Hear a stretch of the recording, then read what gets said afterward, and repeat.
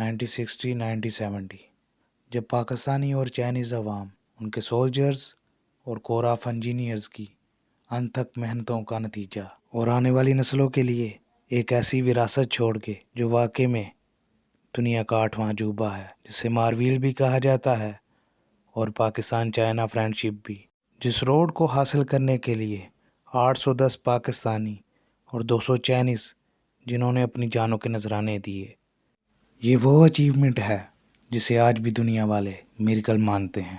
یہ ہے قراقرم ہائی وے۔ السلام علیکم دوستو، یہ ہائی وے پنجاب کے حسن آباد سے شروع ہو کر ہنجراب تک 800 کلومیٹر اور ہنجراب سے شروع ہو کر کاشغر میں جا کر ختم ہوتا ہے، جس کی چائنا میں لینتھ 500 کلومیٹر، یعنی یہ روڈ کی کل لینتھ 1300 کلومیٹر۔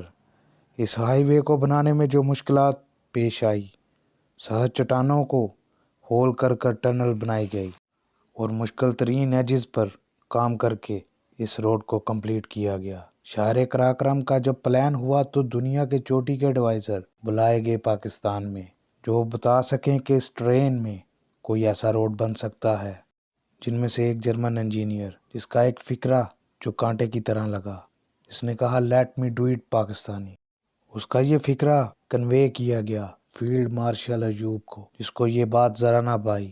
انہوں نے فیصلہ کیا یہ روڈ فوراً شروع کرو، اور فوج میں عمل درآمد ہوتا ہے۔ جہاں پر یس سر ہوتا ہے، نو سر کی کوئی جگہ نہیں۔ پاکستانی آرمی اور کور آف انجینئرز نے، جو کسی بھی سویلین کمپنی کے بس کی بات نہیں، KKH کو 4 حصوں میں تقسیم کیا گیا، ایبٹ آباد سے بٹ گرام سے تھور چلاس تک، تھور سے گلگت، گلگت سے ہنجراب تک، جو اس ہائی وے کا پاکستان کی طرف حصہ آتا ہے۔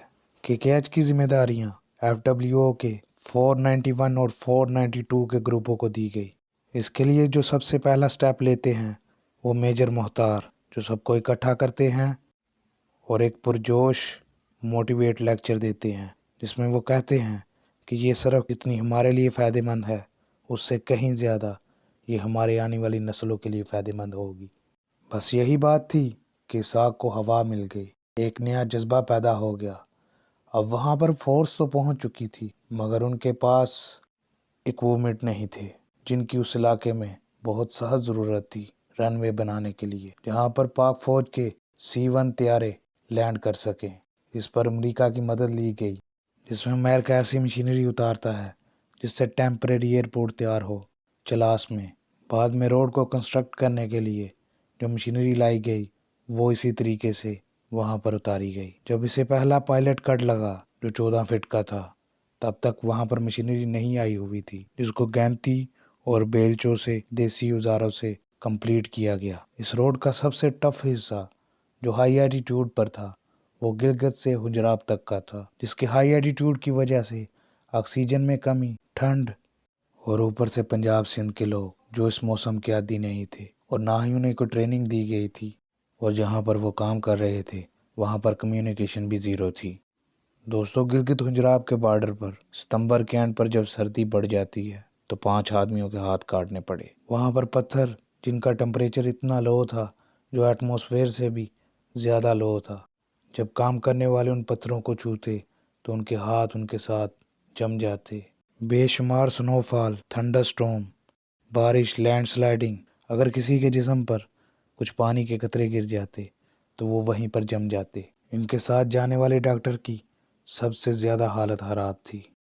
جب اس پلٹون نے نیچے والوں سے رابطہ کیا مدد کے لیے تو وہاں سے جواب آتا ہے کیو یا کا، مطلب ڈو یا ڈائی۔ مگر اس امتحان میں ایک چیز جو سب کو موٹیویٹ کر رہی تھی، ان کا آفیسر جوان اور لیبر کے ساتھ شانہ بشانہ چل رہا تھا۔ اس روڈ کو بنانے میں 800 کلو گرام ڈائنامائٹ استعمال ہوا، بلاسٹ پر بلاسٹ، جس سے پہاڑ بہت زیادہ نرم ہو گئے اور لینڈ سلائیڈنگ بہت سی بڑھ گئی۔ ان بلاسٹوں سے پتھروں کا ملبہ تو دریا میں گر رہا تھا، مگر جو پتھر ڈھلان پر اٹک جاتا اسے لیبر جا کر راڈ سے کوشش کرتی نیچے گرانے کی۔ اسی بیچ ایک لیبر کی جان چلی گئی۔ اس روڈ کو بنانے میں ایک واقعہ تو ایسا بھی ہے جہاں پر بکریاں چرانے والوں نے پتھروں کی دراروں میں ووڈ سٹک لگائی ہوئی تھی، جس سے وہ پہاڑ کی دوسری سائڈ پر جاتے، لیکن ایک آفیسر اور اس کی بٹالین پہاڑ کی دوسری سائڈ پر جانا چاہتی تھی۔ اس بٹالین اور لیبر کو ان کے آفیسر نے بریفنگ بھی دی کہ آپ نے اپنا چہرہ پہاڑی کی طرف رکھنا ہے، آپ نے پیچھے نہیں دیکھنا۔ مگر یہ سب کرنے کے بعد بھی 4 آدمی جو گر کر اپنی جان سے جاتے ہیں۔